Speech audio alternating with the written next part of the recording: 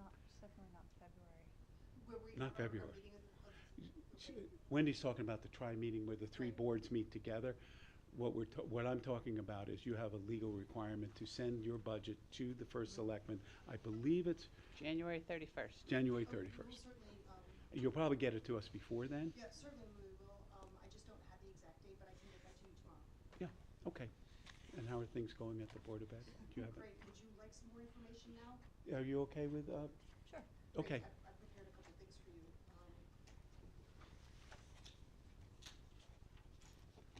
Because I know it can be discombobulated and have people talk about numbers and not be looking at them. Okay. Thanks.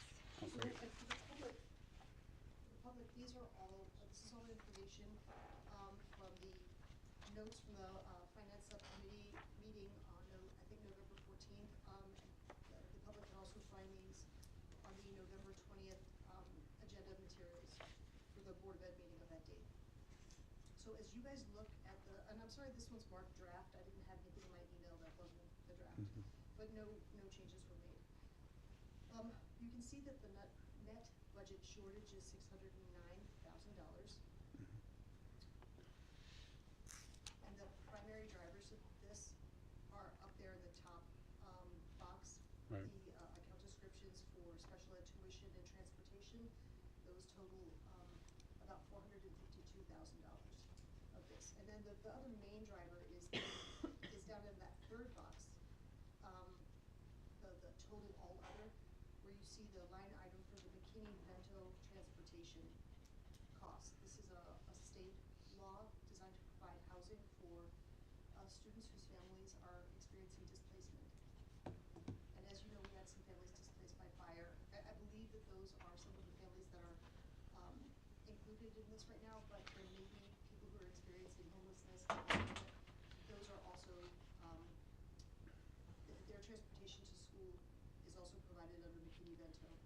So as people's situations resolve themselves over the course of the year, this number will go down. We don't expect to have this much spending. Right. If you would please look at the, I think the third sheet. I just wanted to bring to mind overages and lots of spending, for the Board of Ed.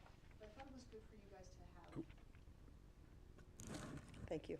I'm a newbie with this one. I thought it was good for you to, see the grant approval action that is happening through, the, town school offices. The executive team is really busy applying for grants, which I know has always been the practice, but I thought it would be good for you to see the action that's here. So the second sheet are the things I really wanted to know, and I've already verbally highlighted these a little bit. So almost 453,000, or 72% of our overage, is attributable to special education tuition and transportation. The excess cost estimates were certified to the state at the end of November. We think we're going to have higher excess cost grant revenue than earlier anticipated, which hopefully will show a favorable variance of about 100,000 in next month's financial reports. And Mr. Dunn, you've already gotten this information from Mrs. Diot. So she says that this for you is not new news. And then you can see the information there about McKinney-Vento. Okay. So just doing this quickly, so our special ed tuition, special ed transportation, and McKinney-Vento transportation for students who have been homeless and we have to bring them into town, are it's about 600,000. Exactly. Those are expenses that we can't anticipate in the Right, beginning exactly. of the year. Which is why we They're do. not in your budget. Yes. And the town keeps a contingency on our side to pay for those things. Exactly. I think you all made this arrangement maybe 5 years ago. I mean, if Yeah. Bob were here, he could tell us exactly. But it was determined that this, that the, and Marcia, you might have perfect language for this, but in air quotes, under budgeting for special education and transportation, there would not ever be the optics of the Board of Ed padding the budget. So the budget is forecast based on the known cases Yeah. when the budget is put together. And so with the cooperation of the town and the Board of Finance, we've been operating under this model. Yeah, and the successfully. agreement between the Board of Finance and the Board of Ed, and has been for 5, 6 years now, is that if and when you do have an expense that's over and above your known, you come to us and we'll fund it.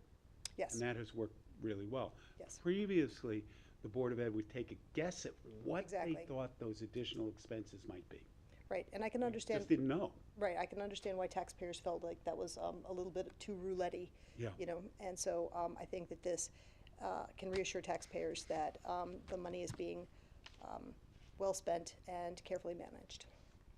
And that's just part of the theory for every department and every capital project, that instead of everyone adding a contingency to their budget or a contingency to their project, that all the contingency is held in one account, and nobody can use it until it's been properly approved by this board and the Board of Board of Finance. Finance, yes.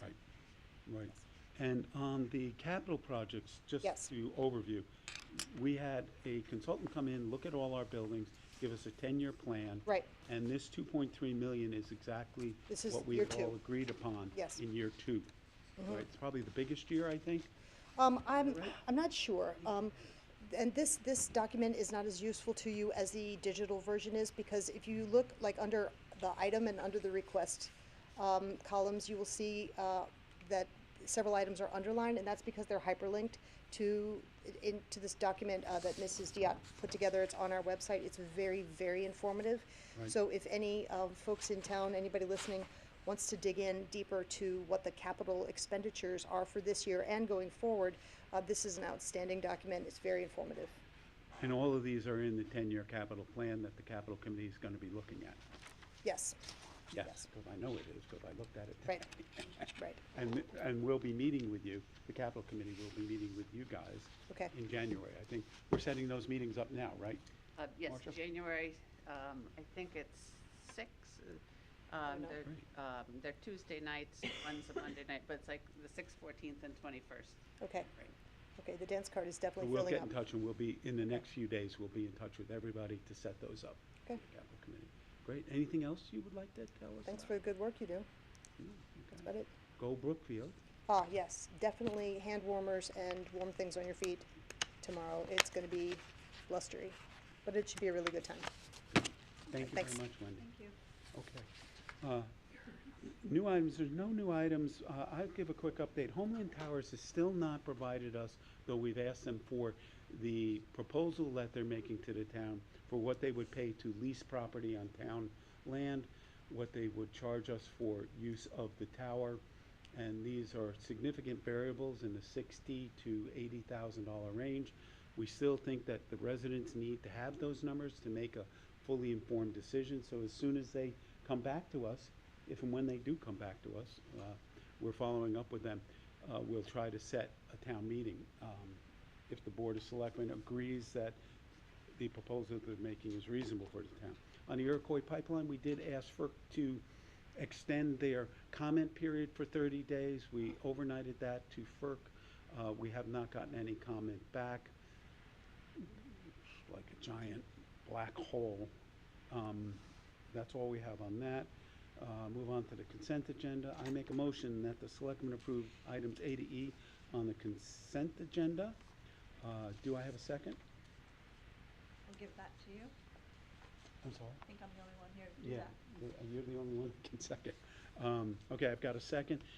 Those would be Selectmen approval for routine matters, the 2025 Board of Selectmen meeting schedule, the 2024 Tree City USA annual application to recertify Brookfield as a Tree City member, the Board of Selectmen meetings of 11/4/24, driveway bond releases of 3/4 Burn, 77 Vale, 4 Sycamore, and 19 Station Road, excavation bonds of, just reading real quick, Graysbridge Road, Old Milford Road, Laurel Hill Road, Old Route 7, Station Road, 55 Delmar, North Mountain Road, 5356 Lake George Road, 19 Station Road, 61 Old Graysbridge Road, and 57 Tower Road.